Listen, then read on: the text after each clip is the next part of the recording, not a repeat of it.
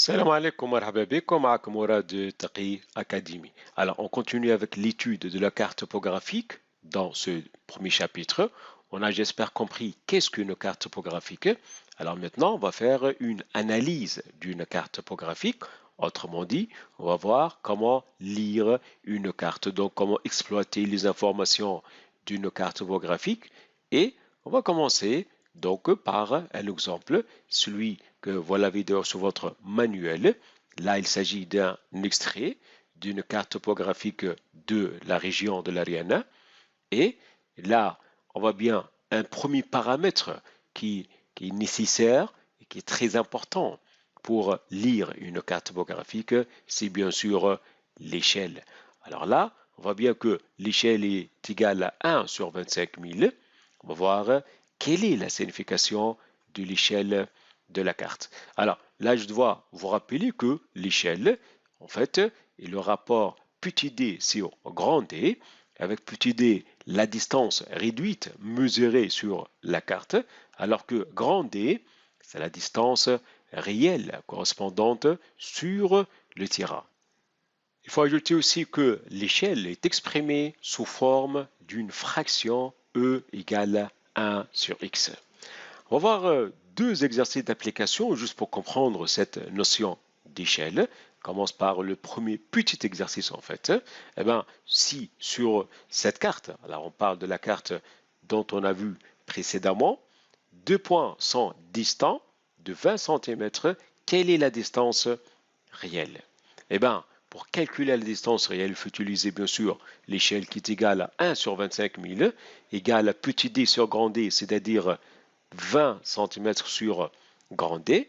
Et par conséquent, grand D égale à 20 sur, plutôt fois 25 000. Donc, par conséquent, grand D égale 500 000 cm est égal à 5 km. Maintenant, un deuxième petit exercice, si deux points sont distants de 4 km sur le terrain et de 20 cm sur une carte, quelle est l'échelle de celle-ci? Eh bien, on sait bien que l'échelle est égale à petit d sur grand D. Alors là, on a déjà petit d égale à 20 cm et grand D égale à 4 km. Ben, il faut faire un simple calcul. Donc, E égale petit d sur grand D égale à 20 sur 400 000. Bien sûr, là, on doit faire la conversion de kilomètres en centimètres et on va obtenir donc l'échelle égale à 1 sur 20 000.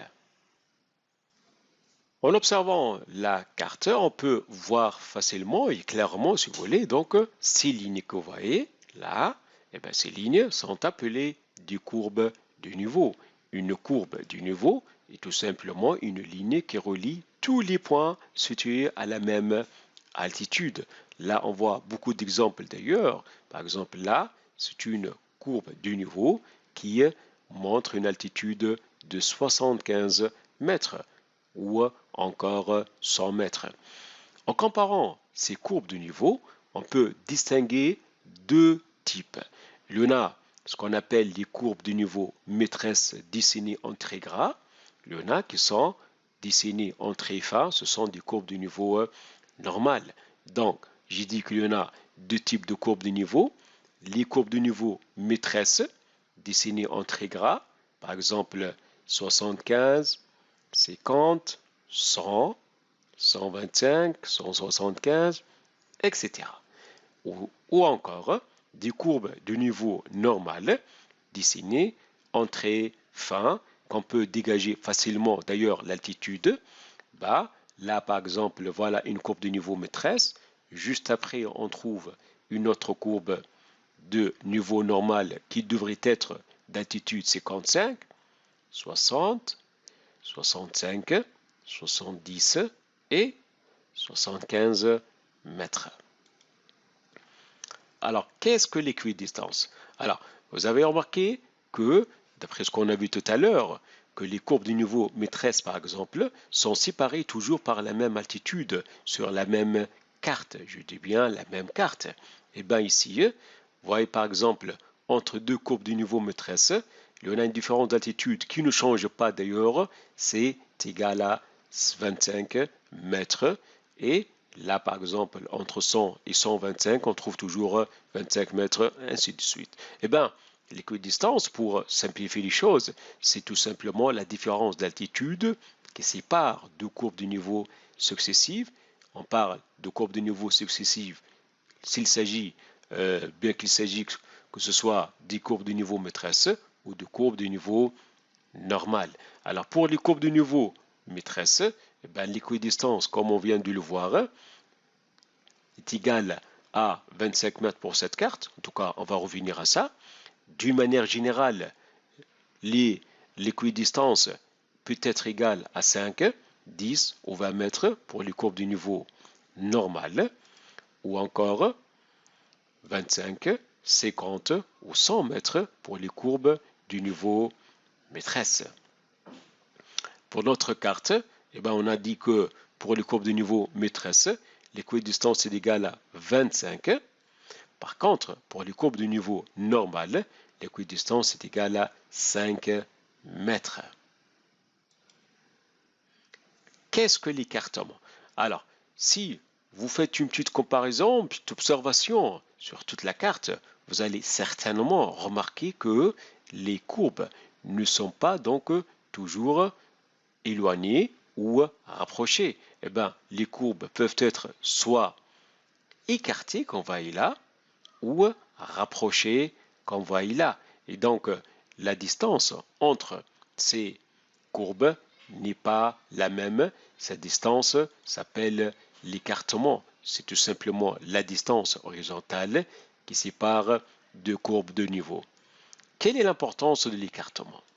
Eh bien, si on prend par exemple le cas de cette partie A, B et C, D. Alors au niveau de AB, vous l'avez remarqué certainement, les courbes sont écartées. Au niveau de CD, les courbes sont plutôt rapprochées. Eh bien, la partie ou le segment AB, en fait, correspond à une région où la pente, elle est faible. Donc, plus les courbes de niveau sont écartées, plus la pente est faible, ce qui correspond à la courbe AB. Par contre, plus les courbes du niveau sont rapprochées, plus la pente est forte et ça correspond à la courbe CD, ce que vous pouvez le constater dans cette photo. Reste une dernière chose à ajouter, c'est que chaque carte, normalement, ou sur chaque carte, on peut observer donc certaines valeurs qu'on va y là. Alors, ces valeurs donc ne représentent ni de courbe de niveau normal ni maîtresse. Eh bien, ce sont tout simplement ce qu'on appelle des points cotés. Alors, ces points cotés indiquent l'altitude précise d'un relief par rapport au niveau de la mer. Alors là, on a plusieurs exemples de points cotés, par exemple 189, 189, pardon, 183, 54, etc. Voilà.